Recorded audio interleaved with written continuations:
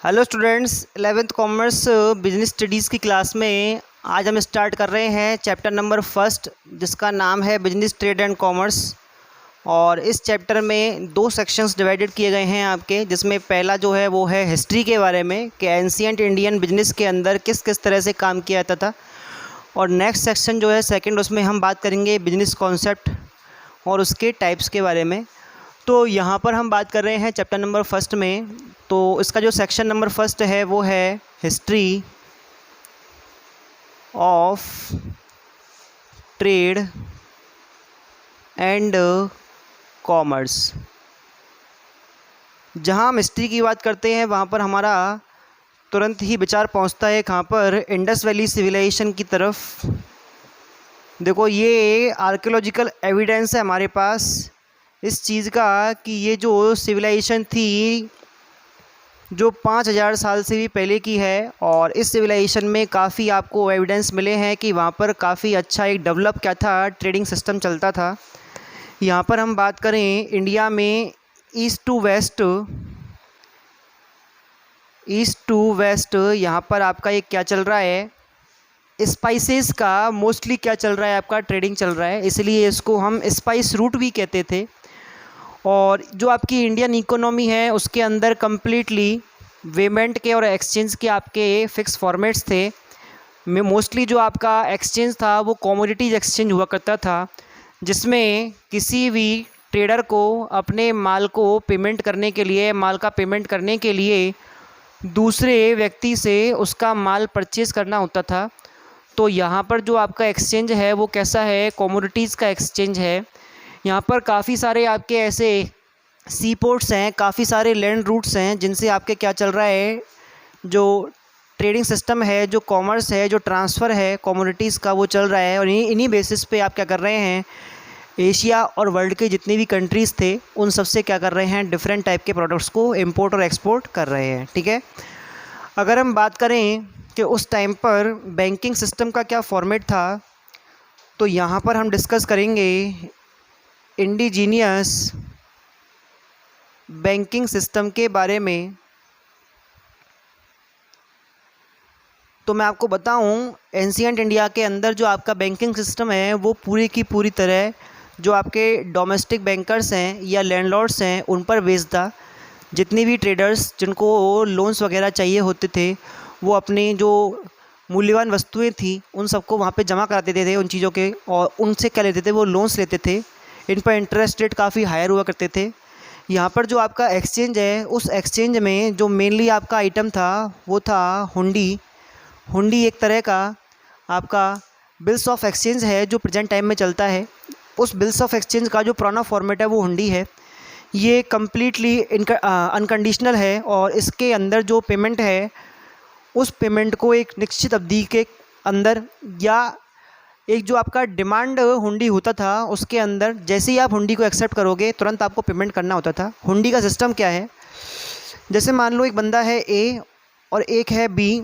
ए ने बी से कोई ट्रांजैक्शन किया, कोई माल परचेज़ किया, तो इसका पैसा कौन लेगा, बी लेगा। तो बी क्या कर रहा है, एक हुंडी इशू कर रहा है किसको, ए को, जैसे हम बिल कह सकते हैं आज की तारीख में। और इस बिल को कौन एक्सेप्ट कर रहा है, ए कर रहा है। अब इसका पेमेंट या तो हाथों हाथ किया जाएगा, जैसे हम डिमांड हुंडी कहेंगे, और या फिर उसको एक टाइम पीरियड दिया जाएगा कि भाई मैं 1 महीने में, 1.5 महीने में पेमेंट करूँगा, तो उसको हम टाइम हुंडी कहेंगे। तो इस तरह से आपका पेमेंट होता था। यहाँ पर जो हुंडी का होल्डर है, वो हुंडी का होल्डर कौन है, बी है। अगर बी चाहे तो इस हुंडी को किसी थर्ड पार्टी को ट्रांसफ़र कर सकता है, जैसे उसने ये हुंडी सी को ट्रांसफ़र कर दी। तो जब भी इसका टाइम पीरियड मैच्योर होगा तो ए जो है उसका पेमेंट किसको करेगा, सी को करेगा, ना कि बी को, क्योंकि बी ने आदेश दिया है, बी ने ऑर्डर दिया है कि जो ये हुंडी है इसका होल्डर कौन बने, सी बने। तो अब ए जो है उसका पेमेंट किसको करेगा, सी को करेगा। ठीक है, अगर हम बात करें ट्रेडिंग सिस्टम के अंदर हुंडीज़ के टाइप्स के बारे में, तो यहाँ पर डिफरेंट टाइप की हुंडीज़ आपके पहले चलती थी, और वो कौन कौन सी थी। नंबर फर्स्ट पे हम बात कर रहे हैं दर्शनी हुंडी के बारे में। दर्शनी हुंडी को डिमांड हुंडी कहते हैं, और दर्शनी हुंडी का मतलब होता है जैसी दर्शन हुए वैसे ही पेमेंट करना पड़ेगा। यानी कि जैसी किसी पार्टी ने आपको वो हुंडी दी, आपको उसे एक्सेप्ट करना है, और एक्सेप्ट करने के बाद उसका पेमेंट करना है, वो दर्शनी हुंडी थी। नंबर सेकंड पे हम बात करें मुद्दती हुंडी के बारे में। मुद्दती हुंडी को टाइम हुंडी कहते हैं, और मुद्दती हुंडी जो है उसके अंदर क्या होता था कि जैसे आपने हुंडी को एक्सेप्ट किया तो एक्सेप्ट करने पर हाथों हाथ आपको पेमेंट नहीं करना, बल्कि एक फ़िक्स टाइम पीरियड 1 महीने 2 महीने के बाद आपको क्या करना पड़ता है, पेमेंट करना होता है। तो यहाँ पर टाइम मिलता है आपको पेमेंट करने के लिए, इसको हम टाइम हुंडी कहते हैं। ठीक है, नंबर 3 पे हम डिस्कस कर रहे हैं धनी जोग हुंडी। ये धनी जोग हुंडी सबसे ज़्यादा प्रचलित थी पुराने टाइम में। धनी जोग हुंडी का मतलब होता है कि जिस व्यक्ति का नाम हुंडी के अंदर लिखा हुआ है, ध्यान रखेंगे हम, जैसे ही हुंडी इशू की गई, जिस व्यक्ति का नाम उस हुंडी में लिखा हुआ है केवल उसी व्यक्ति को ही क्या किया जाएगा, हुंडी का पेमेंट किया जाएगा। इसको हम ट्रांसफ़र नहीं कर सकते, ध्यान रखना, इसका हम ट्रांसफ़र नहीं कर सकते किसी थर्ड पार्टी को, तो उसे हम धनी जोग हुंडी कहेंगे। अगर हम सिंपल लैंग्वेज में कहना चाहें तो इसको हम रजिस्टर्ड हुंडी भी कह सकते हैं। नंबर 4 पे हम डिस्कस कर सकते हैं शाही जोग हुंडी। शाही जोग हुंडी, शाही जोग हुंडी नाम से पता चल रहा है कि जो हुंडी किसी प्रतिष्ठित व्यक्ति, जो आपके नगर में, जो आपके शहर में, सिटी में जो एक प्रतिष्ठित व्यक्ति होता है, उस प्रतिष्ठित व्यक्ति को दे होता है उसका भुगतान, उसे हम क्या कहेंगे, यहाँ पर शाही जोग हुंडी कहेंगे। तो प्रतिष्ठित व्यक्ति से जुड़ी हुई हुंडी कौन सी है, शाही जोग हुंडी है। नंबर 5 पे हम डिस्कस कर रहे हैं देखनहार हुंडी। देखनहार हुंडी, देखनहार हुंडी धनी जोग हुंडी का जस्ट अपोजिट है। इसमें क्या होता है कि जो हुंडी होती है ये इजीली ट्रांसफरेबल होती है और इसको आप किसी व्यक्ति को सौंप सकते हो। तो ये 2 से 4, 4 से 10 लोगों के पास पहुंचती रहती है। इसका कोई फिक्स कौन नहीं है, धारक नहीं है, लेकिन जब इसका मैच्योरिटी डेट आएगा, जब इसका पेमेंट करने का टाइम आएगा, उस टाइम पर जो व्यक्ति उस पेमेंट करने वाले व्यक्ति के सामने हुंडी पेश कर देगा कि भाई ये मेरे पास है, उसको पेमेंट कर दिया जाएगा, उसे हम देखनहार हुंडी कहते हैं। ठीक है, इसके अलावा हम बात करें नंबर 6 पे, एक आती है फरमान जोग हुंडी।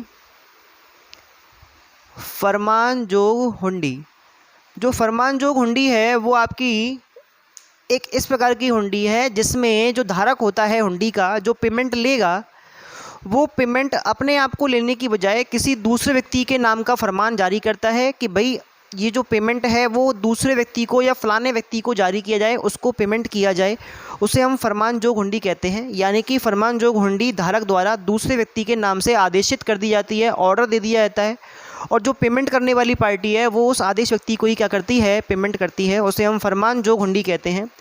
और नंबर 7 पे आती है आपकी जोखिमी हुंडी। जोखिमी हुंडी, जोखिमी हुंडी जो होती है उसका सीन ये है कि जब कोई ट्रेड किया जाता है तो ट्रेड के अंदर जो आपका माल है, ये माल कंडीशनल पे, इसमें क्या है, छोटी सी कंडीशन इस चीज़ की है कि अगर आपका माल सुरक्षित सामने वाली पार्टी तक पहुंच जाता है जिसने माल को ख़रीदा है, तभी इस हुंडी को स्वीकार या इसका भुगतान किया जाता है। अगर माल सुरक्षित नहीं पहुंचा तो उस कंडीशन में उसको पेमेंट के लिए कोई उसका उत्तरदायित्व नहीं होगा, इसलिए ये जोखिम से निहित है, इसलिए इसको जोखिमी हुंडी के नाम से जाना जाएगा। ठीक है, तो ये आपके 7 टाइप के हुंडी आपकी किताब के अंदर दिए हुए हैं, सिलेबस में दिए हुए हैं, इसमें से आपके क्वेश्चंस भी आए हैं।